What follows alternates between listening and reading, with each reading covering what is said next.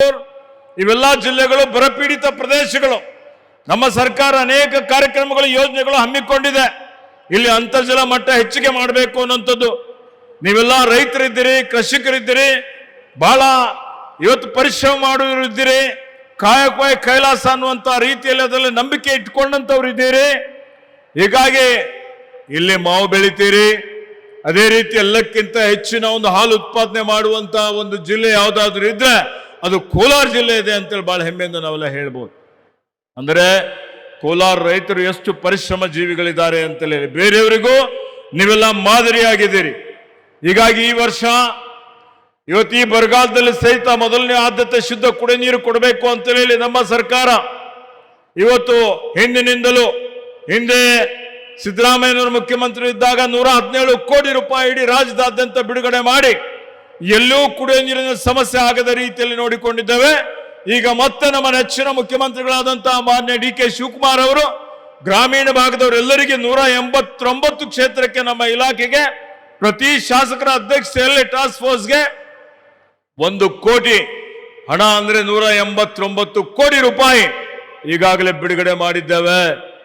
ಇವತ್ತಿಂತ ಕಠಿಣವಾದಂತಹ ಬರದ ಪರಿಸ್ಥಿತಿಯಲ್ಲಿಯೂ ಸಹಿತ ಯಾವುದೇ ರೀತಿಯಲ್ಲಿ ಜನರಿಗೆ ಕುಡಿಯುವ ನೀರಿನ ತೊಂದರೆ ಆಗಬಾರದು, 24 ತಾಸಿನಲ್ಲಿ ಕುಡಿಯುವ ನೀರು ನಿಮ್ಗೆ ಸಿಗಬೇಕು ಅನ್ನುವಂತ ಒಂದು ಸೂಚನೆಯನ್ನು ಕೊಟ್ಟು ಇವತ್ತಿಡೀ ಕೋಲಾರದಲ್ಲಿ ನೂತನವಾಗಿ ಆದಿತ್ಯ ಬಿರ್ಲಾ ಫ್ಯಾಷನ್ ಅವರ ಬ್ರಾಂಡೆಡ್ ಲಿನೆನ್ ಕ್ಲಬ್ ಮಳಿಗೆ ಪ್ರಾರಂಭವಾಗಿದ್ದು, ಉತ್ತಮ ಗುಣಮಟ್ಟದ ಬಟ್ಟೆಗಳ ಜೊತೆಗೆ ಫ್ಯಾಷನ್ ಡಿಸೈನರ್ ಹಾಗೂ ಟೈಲರ್ಗಳು ಸ್ಥಳದಲ್ಲೇ ಬಟ್ಟೆಯನ್ನ ಸ್ಟಿಚ್ ಮಾಡಿಕೊಡುತ್ತಾರೆ. ಹಾಗಿದ್ರೆ ಇಂದೇ ಭೇಟಿ ಕೊಡಿ. ವಿಳಾಸ ಭೈರೇಗೌಡ ನಗರ, ಬೆಮ್ಮಲ್ ಲೇಔಟ್, ಕೋಲಾರ ಬಂಗಾರಪೇಟೆ ಮುಖ್ಯ ರಸ್ತೆ, ಕೋಲಾರ ಟೌನ್. ರಾಜ್ಯದಾದ್ಯಂತ 3 ಕಡೆ ವಿಭಾಗೀಯ ಸಭೆಗಳನ್ನು ಮಾಡಿ ಪ್ರಗತಿ ಪರಿಶೀಲನೆ ಸಭೆ ಮಾಡಿ ಇವತ್ತು ಅಧಿಕಾರಿಗಳಿಗೆ ಚುರುಕು ಮೂಡಿಸುವಂತದ್ದು ಮತ್ತು ಜನರ ಕುಂದುಕೊರತೆಗಳನ್ನು ಆಲಿಸುವಂತಹ ಒಂದು ಕೆಲಸ ಮಾನ್ಯ ಮುಖ್ಯಮಂತ್ರಿಗಳು ಮಾಡಿದ್ದಾರೆ ಅನ್ನುವಂತ ಮಾತನ್ನು ನಾನು ಇಲ್ಲಿ ಹೇಳಿಕೆ ಬಯಸ್ತಾ ಇದ್ದೀನಿ. ಅದರ ಜೊತೆಯಲ್ಲಿ ಇವತ್ತು ನಮ್ಮ ಸರ್ಕಾರ, UPA ಸರ್ಕಾರ, ಶ್ರೀಮತಿ ಸೋನಿಯಾ ಗಾಂಧಿ ಅವರ ಕನಸು ಏನು, ಮನ್ರೇಗಾ ಉದ್ಯೋಗ ಖಾತ್ರಿ ಇವತ್ತು 20 ವರ್ಷ ಅಂದ್ರೆ 2006ರಿಂದ ಅನುಷ್ಠಾನಕ್ಕೆ ತಂದಿದ್ದೇವೆ.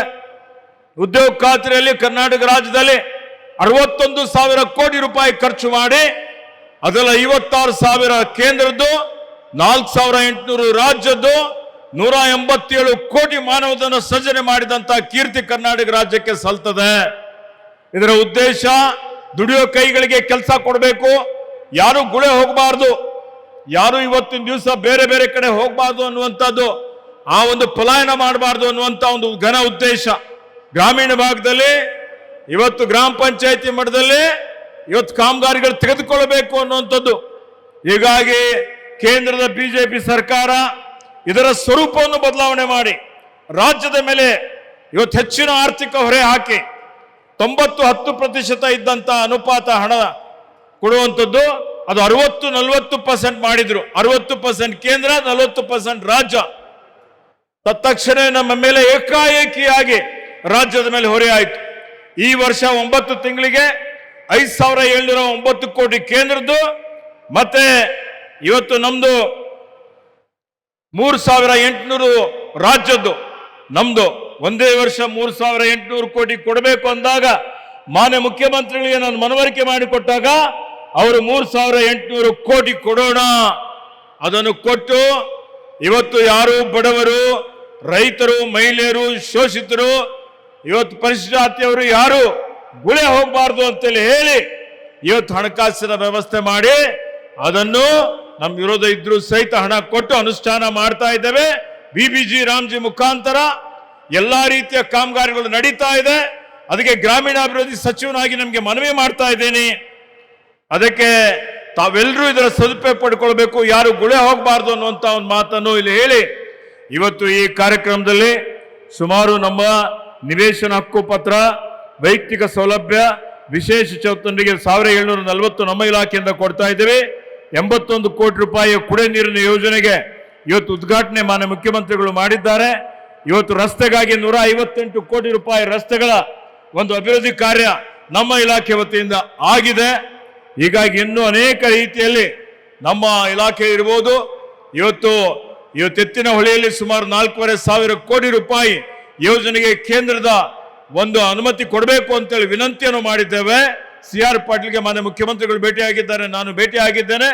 ಮುಂಬರುವಂತಹ ದಿನಮಾನಗಳಲ್ಲಿ ಈ ಎಲ್ಲ ಬರಪೀಡಿತ ಜಿಲ್ಲೆಗಳ ಕೋಲಾರ, ಚಿಕ್ಕಬಳ್ಳಾಪುರ ಇದರ ಶಾಶ್ವತವಾದಂತಹ ಕುಡಿಯುವ ನೀರಿನ ವ್ಯವಸ್ಥೆ ಮಾಡಿ ಇದರ ಸಮಸ್ಯೆ ಬಗೆಹರಿಸುವಂತ ಒಂದು ಕೆಲಸ ನಮ್ಮ ಸರ್ಕಾರ ಮಾನ್ಯ ಮುಖ್ಯಮಂತ್ರಿಗಳ ನೇತೃತ್ವದಲ್ಲಿ ಮಾಡ್ತದೆ ಅನ್ನುವಂತ ಒಂದು ಭರವಸೆಯನ್ನು ಇಟ್ಟುಕೊಂಡು ಸಮಯದ ಅಭಾವ ಮಾನ್ಯ ಮುಖ್ಯಮಂತ್ರಿಗಳು ಮಾತಾಡಬೇಕಾಗಿದೆ.